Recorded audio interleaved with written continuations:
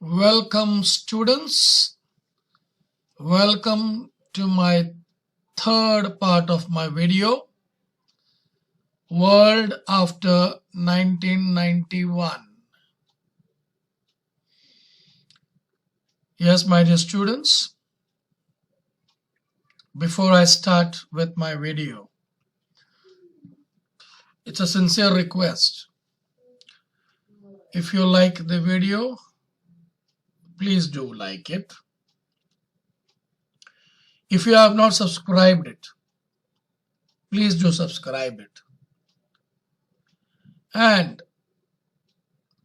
if the people are not aware of this channel, please do give the awareness to others by sharing.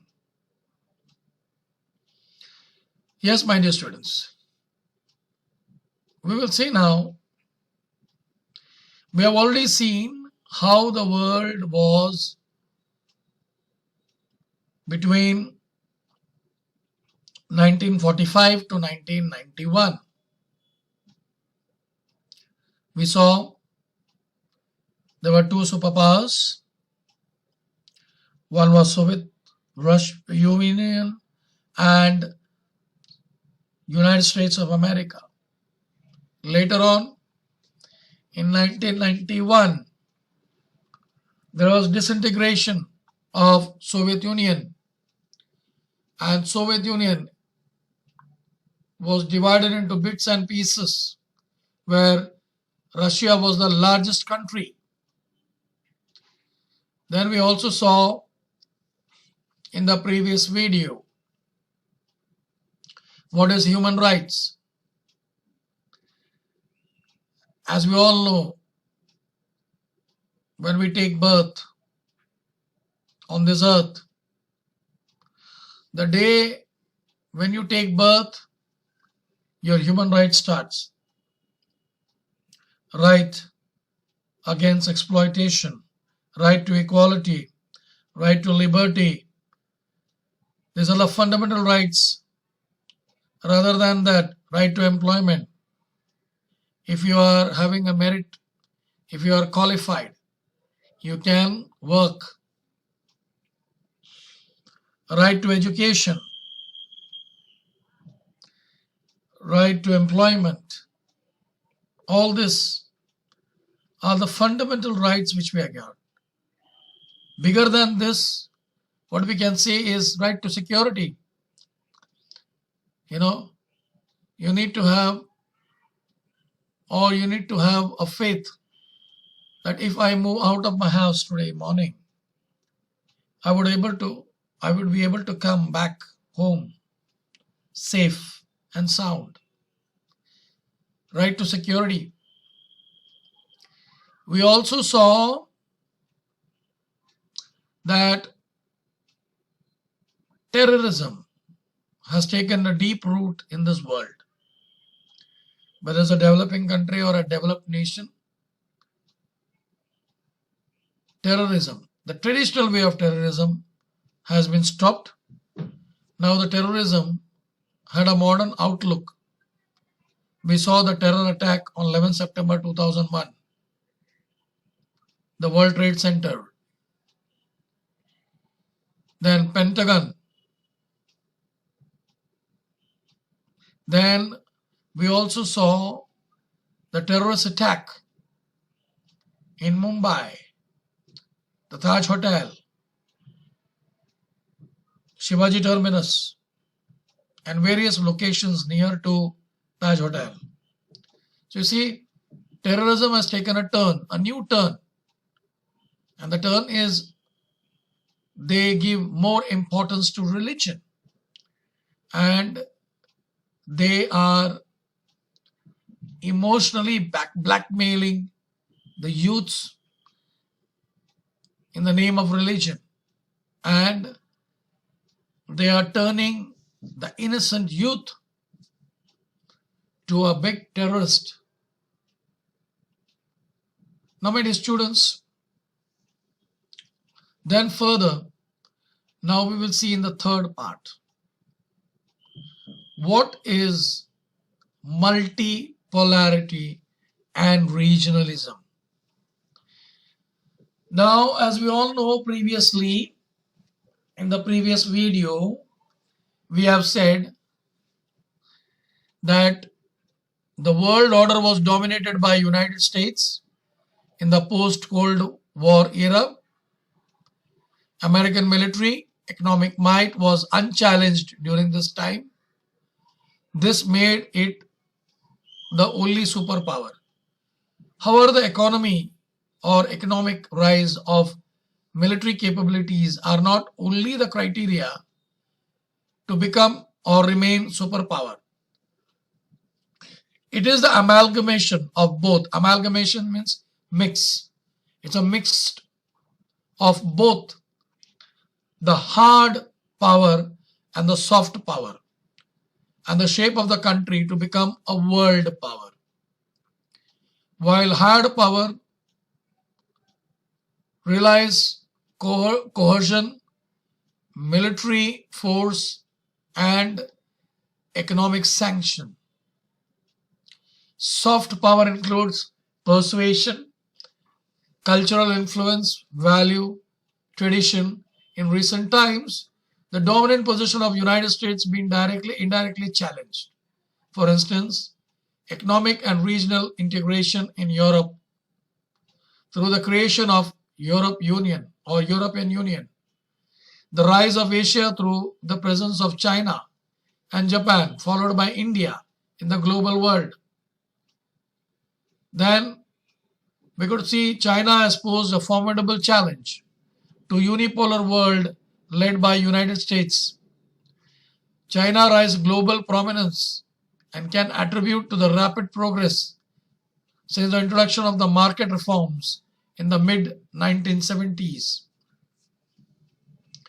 China has increased its sphere of influence through its ambition, economic projects such as One Belt, One Road, China-Pakistan Economic Corridor.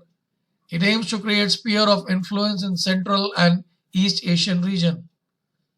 Furthermore, Chinese opening to Africa shows that there is a dream that goes beyond neighboring countries. Militarily, China is ambitiously building up its naval and air power in order to back up its claim in South China Sea. Russia has made substantial progress in oil and natural gas production.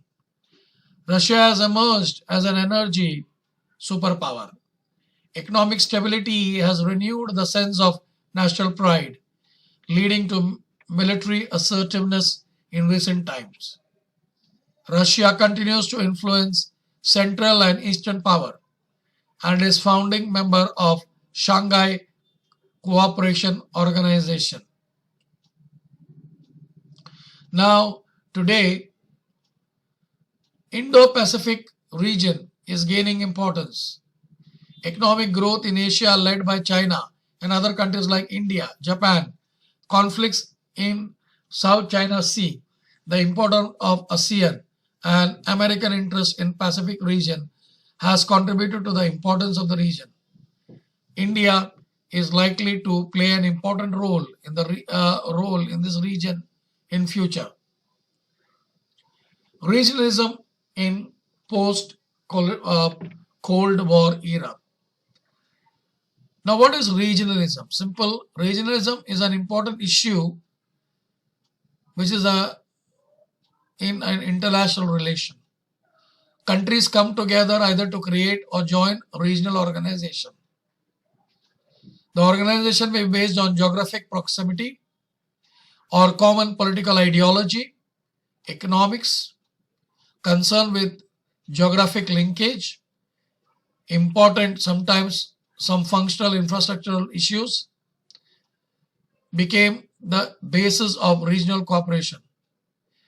These can be in an area like transport, communication, energy, health. The process of regionalism usually being with the political dialogue among the participants, similarly ideological perspective, economic concern may help the process of dialogue. Such dialogue may lead to the creation of an organization. In 1940s and 50s, regionalism like Asia, Africa focused on political dialogue between the countries. In Europe, focus was on economic cooperation. For example, Europe created Europe Coal and Steel Community, the European Economic Community, EEC, and European Atomic Energy Agency. In 1960s, the concept of regional cooperation of Asia and the Association of Southeast Asian, that is ASEAN, was created in 1967. In 1960, we saw the growth of regional organization that focused on economic issues. Some regional organizations like North Atlantic Treaty Organization, NATO, focused on security issues. In the post-war, Cold War era, regional organizations started focus issue on trade. We see creation of trade blocs during this period. Now, you may have a question in your mind, what is a trade bloc? A trade bloc is created when a group of nations make a special agreement regarding their economic relationship with each other. The agreement generally focuses on relaxation of elimination of trade barriers. The most common types of trade barriers are tariff, taxes on imports, and the quotas, the limit on the quantities of various imports. Let us take a survey some of the important regional organizations in the post-Cold War. First one is EU, European Union.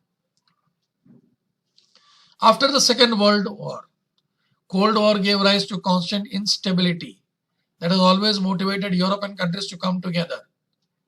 On the basis of the European Union was established. European Union began an organization which wanted to foster economic cooperation. The idea that the countries that trade with other becomes economically interdependent.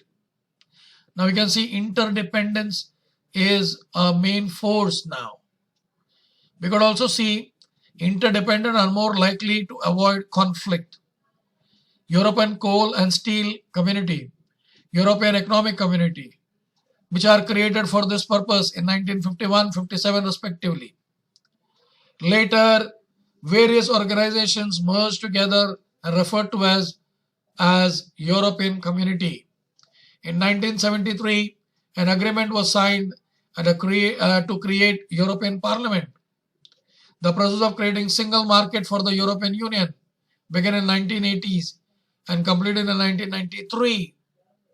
So, my dear students, we can see this treaty led to the expansion of the sphere of cooperation, which includes internal affairs and judicial matters, foreign, defense, politics, and the treaty led to the creation of economic union, which had common currency like euro.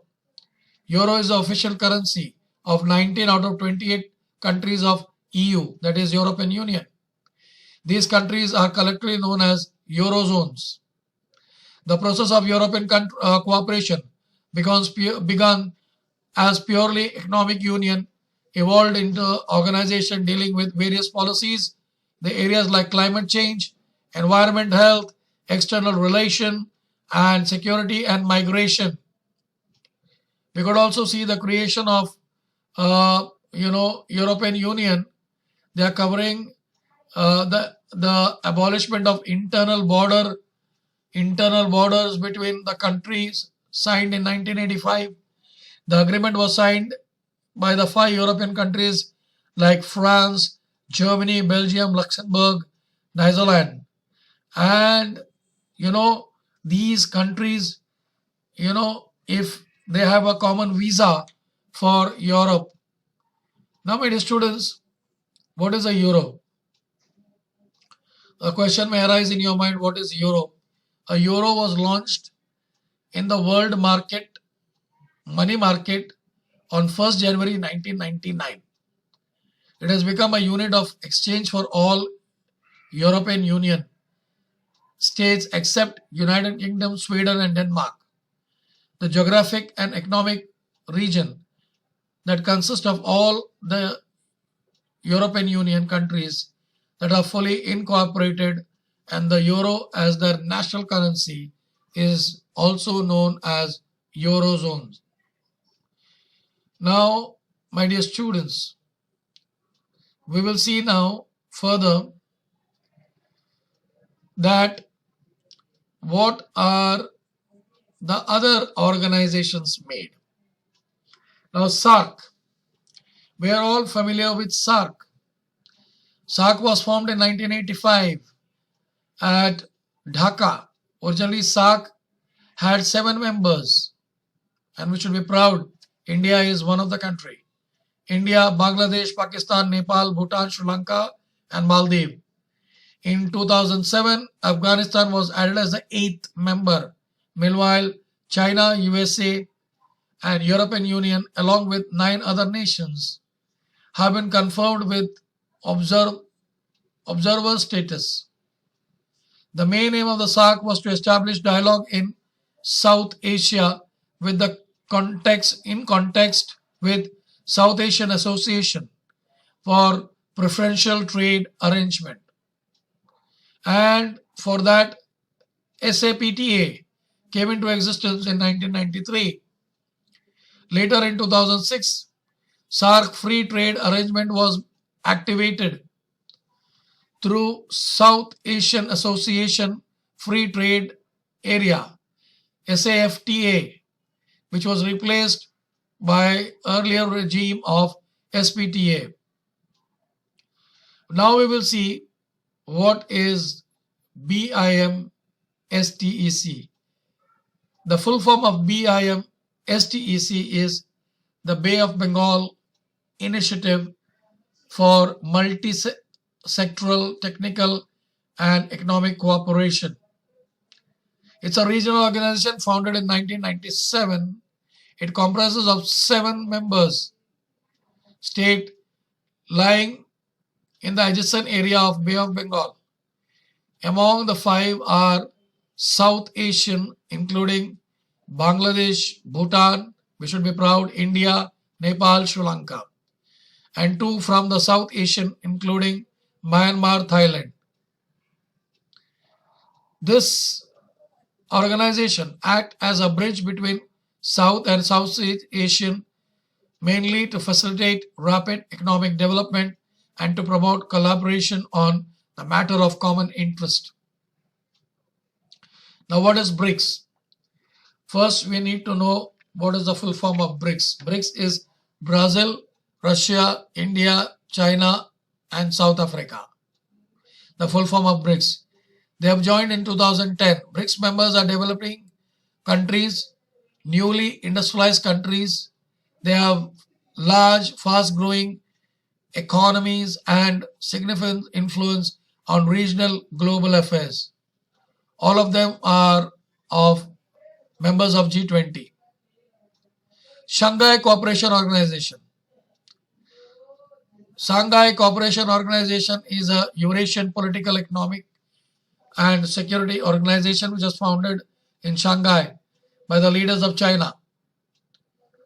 Then Russia, Kazakhstan, Kyrgyzstan, Tajikistan, Uzbekistan in the year 2001. India and Pakistan joined in 2016. In few past years, Shanghai Cooperation Organization focused on counter-terrorism. SCO primarily focuses on maintaining peace, stability in the region through political dialogue, economic cooperation among the members of Shanghai Cooperation Organization, and also encourages effective cooperation in trade, research, and technology. Now, my dear students, we are all familiar with G20. G20 is a forum established in 1999 by the governments and the central bank governors from 19 countries and the European Union. It also formed the primary aim to discuss policies relating to financial stability. Since 2008, G20 summits or G20 summits are attended by the heads of the government or the head of the states along with the finance ministers and the foreign ministers. Developed countries like United States, Britain, Germany, France, Japan, among other nations are the part of G20. It acts as a platform of discussion between developed and developing countries. India play a vital role in G20. We have seen some of the important trends of the global politics since 1991. These trends indicate major change that have taken place in the world since the disintegration of Soviet Union. Now, my dear students, in the next chapter, we will see how these trends can be understood at the conceptual level. So, my dear students, I would like to thank you. I would like to say thank you so that you have listened so patiently and attentively. And I wish you all the best for your exam. Now, my dear students, I have a request. If you like the video, please do like it. If you have not subscribed it, please do subscribe it. And if anybody is not aware of this channel, please do give this awareness by sharing with them. I wish you all the best for your board exam.